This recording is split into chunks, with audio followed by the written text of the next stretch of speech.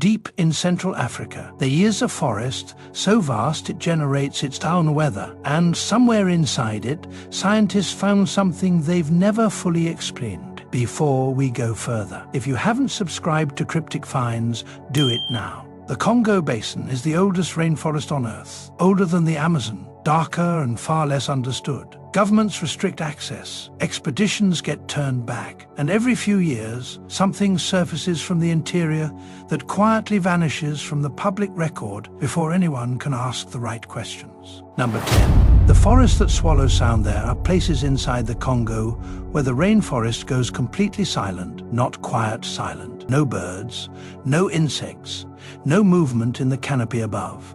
Just a wall of dead air pressing in from every direction. Researchers first documented these zones in the eastern basin, patches of forest, sometimes stretching for kilometers, where ambient sound drops to levels that instruments can barely register. Biologists know what rainforest silence usually means. Mass die-off. Toxic contamination. A predator so dominant that every other species has simply stopped existing in that space. But here is what they couldn't explain. No carcasses, no stripped trees, no chemical traces in the soil. Whatever cleared those zones left nothing behind to study. If you were standing at the edge of one of these areas, this is where the silence would stop feeling like an absence and start feeling like a presence. The zones are still there, still silent, and the leading theory as to what is causing them has never been formally published. Whatever is keeping that forest quiet, it isn't gone. Number 9.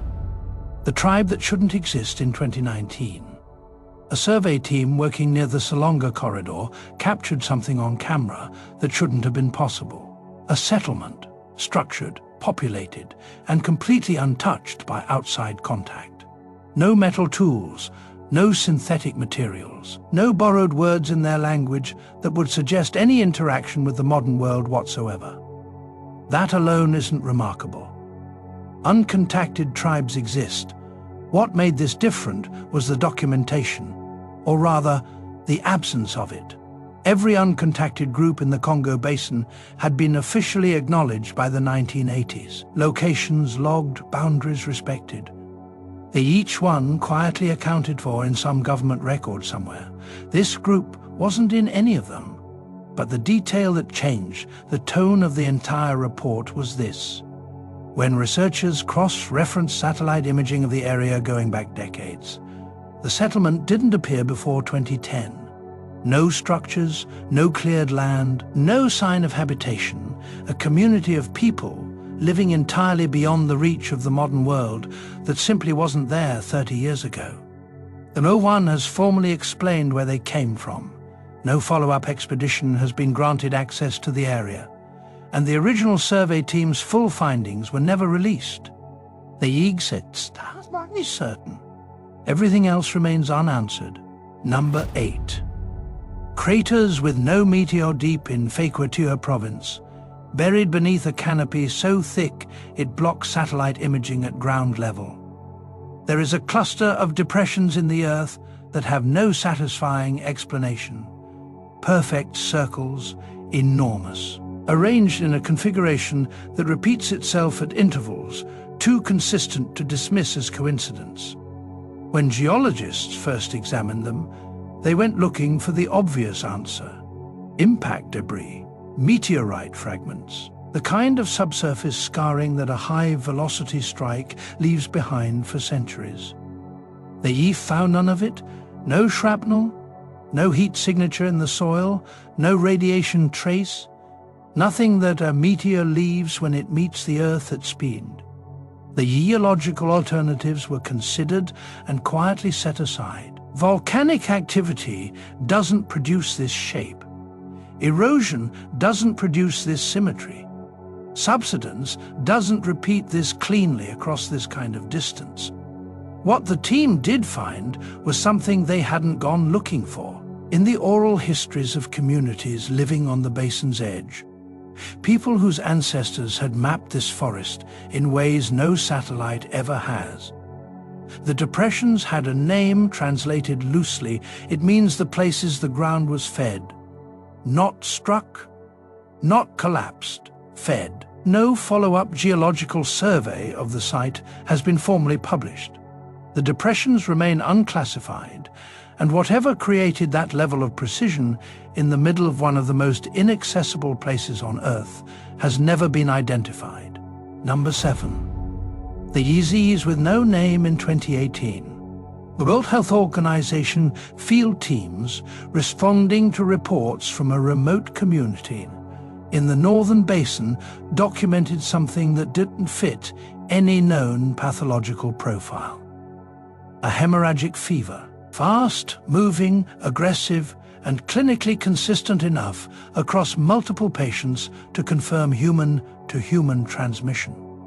The symptoms aligned with known filoviruses, the family that includes Ebola, but the progression was wrong, the timeline was wrong, and the outcome was unlike anything in the existing literature. It burned out in 11 days, not contained, not treated, not suppressed by any intervention. It simply stopped. The active case resolved within the same narrow window, and the outbreak ended as cleanly as if a switch had been thrown. Known hemorrhagic fevers don't do that. Filoviruses don't self-terminate. They exhaust their hosts, or they're contained from the outside.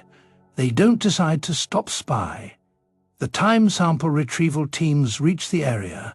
There was nothing left to collect. No active cases, no recoverable viral material, no biological evidence that the outbreak had occurred beyond the field team's own documentation. The village at the epicenter refused evacuation, refused relocation, and in the years since has reported no illness of any kind.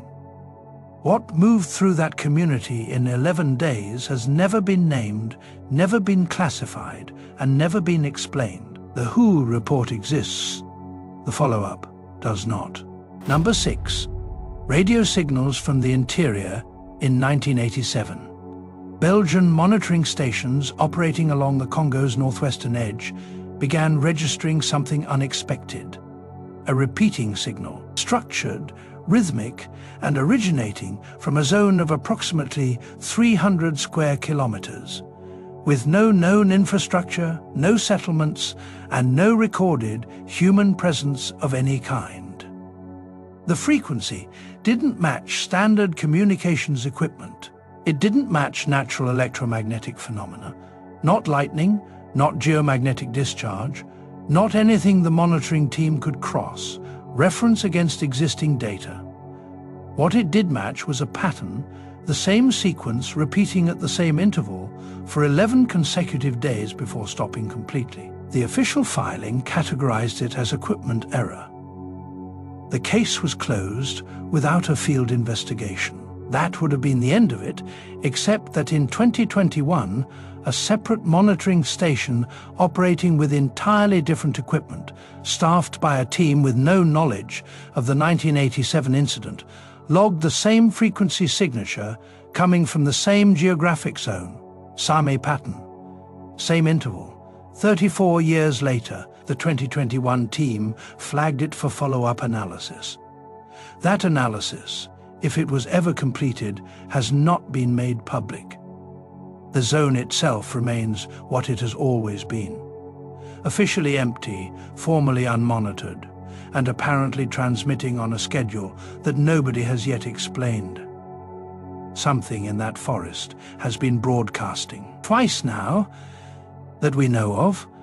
The question that neither report answers is whether those are the only 2 times it happened, or simply the only 2 times anyone was listening.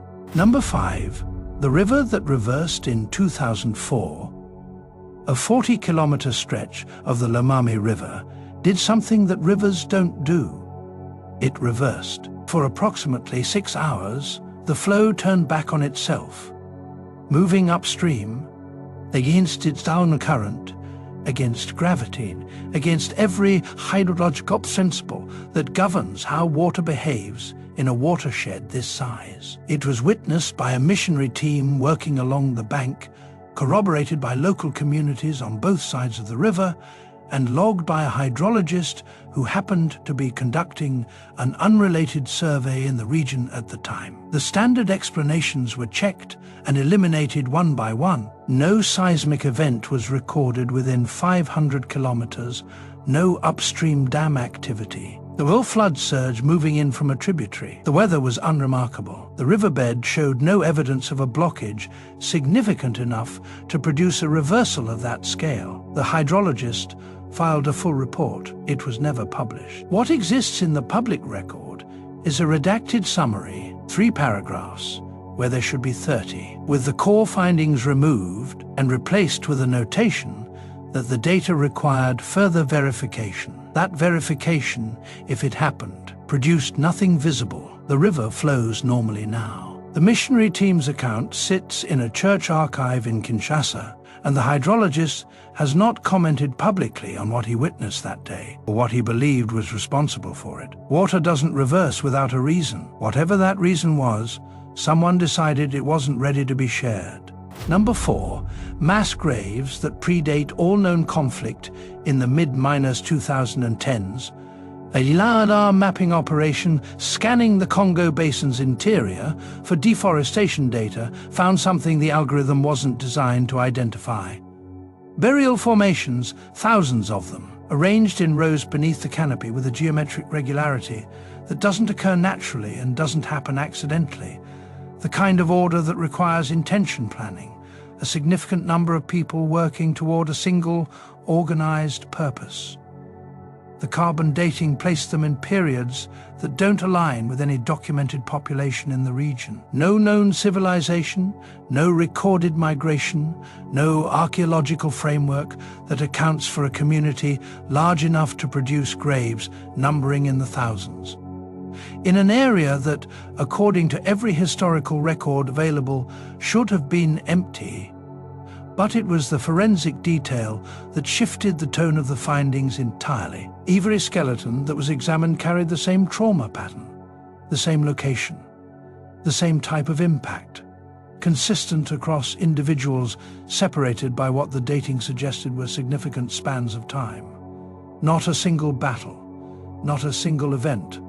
Something that happened repeatedly, methodically, to a very large number of people across what may have been generations. Someone was here long before the history books say anyone was. They built something, buried their dead in organized rows, and then disappeared without leaving a single trace above the ground. The LiDAR data has been partially published. The forensic findings have not, and the site itself remains unexcavated, sitting exactly where it was found, sealed under 200 feet of canopy, waiting for someone to decide it is time to look closer. Number 3, the animal that keeps being rediscovered since 1932. 14 separate field teams have reported encountering the same animal, not the same species, the same animal, or something so consistent in its description that the distinction barely matters. Large bipedal, distinct from every known primate in the basin. Not a gorilla, not a bonobo, not a chimpanzee. Something that sits outside the existing classifications entirely, described in nearly identical terms by researchers who had no knowledge of each other's reports. 14 teams, 9 decades, 0 coordination between them. The details that repeat across the accounts are the ones that make dismissal difficult. The proportion of the limbs, the structure of the facial features, a particular behavior observed at close range that none of the researchers were willing to describe in clinical terms. Each team treated their sighting as an isolated, unreported anomaly. None of them knew they were the 14th group to write down the same description. When a journalist referenced the reports in 2017, the pattern became impossible to ignore. She submitted findings to 3 separate zoological institutions. None responded formally. One replied privately to say the matter had already been reviewed, internally reviewed, not investigated, not dismissed. Reviewed, which implies someone had already seen enough to form a position they weren't prepared to share publicly.